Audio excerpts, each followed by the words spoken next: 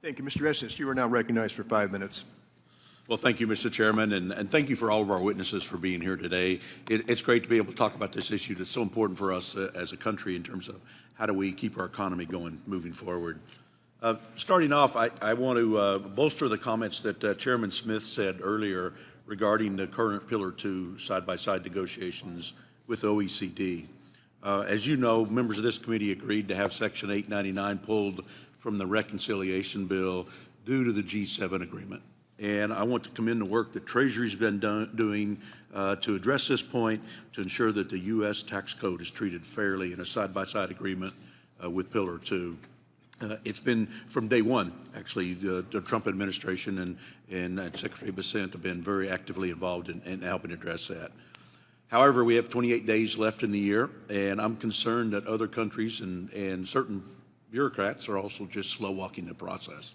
It's my understanding that the treatment of substance-based tax incentives is one of the stumbling blocks.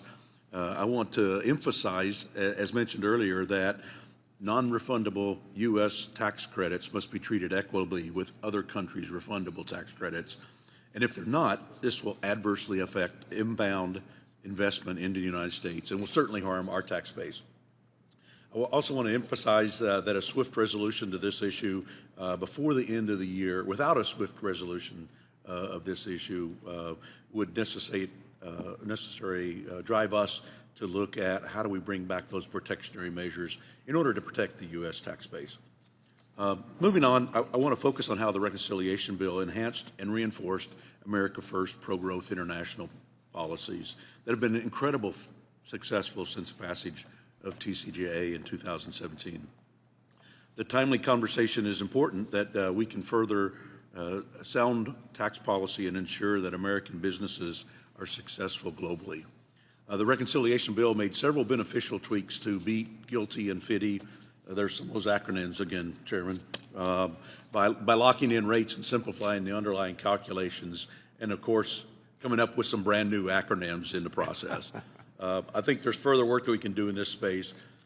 Talking about BEAT, consideration of the high tax exemption and allowing deductions for payments already subject to U.S. tax would encourage businesses to bring more intellectual property back into the United States. With NCTI, or formerly GILTI, as the new acronym has been created, we would fully eliminate the foreign tax credits. We could eliminate the foreign tax credit haircut to simplify tax rules. And with the new acronym FDDEI, formerly the FDII, only in government can you create that jumbled word salad.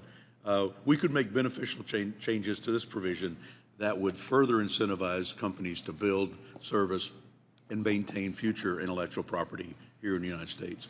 We could also enhance future investments in the U.S. by allowing taxpayers to deduct the cost of constructed assets as they occur, rather than waiting until completed properties placed in service. Chairman Brady, it's good to see you again as we talk through these issues. The working family tax cuts put us back on task to restoring immediate R&D expensing and full expensing for most domestic investments. But there's more we can do to help make sure the United States is the best place to invest and hold highly mobile assets.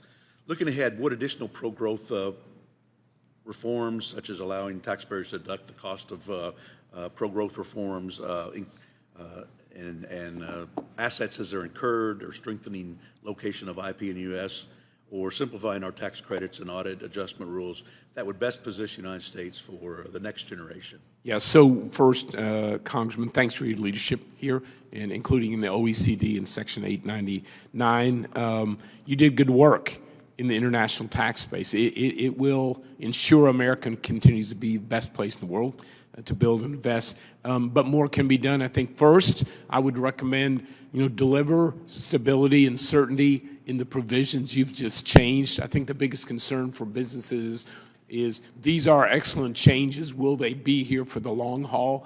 I think that's important. Treasury regulations can create the certainty and stability and deliver the results you, Congress, did in this bill. So continue to work with Treasury in these areas. I sense, like in 2017, where they were eager to work to the intent of Congress, they're doing the exact same thing here today. I really applaud their efforts on deregulation of tax provisions and regulation within Treasury. That's key. I think you ought to keep working with that. And I think there's some more provisions within the Senator Tillis 2.0 legislation has sort of a laundry list of continued improvements in that international tax space. I think those are some good ideas, some more important than others. It would be a good place to have those conversations. Well, thank you. I appreciate those comments. Appreciate your comments on the digital service taxes and the problems associated there. And, yes, sir. I just appreciate Chairman Kelly with you holding this hearing to talk about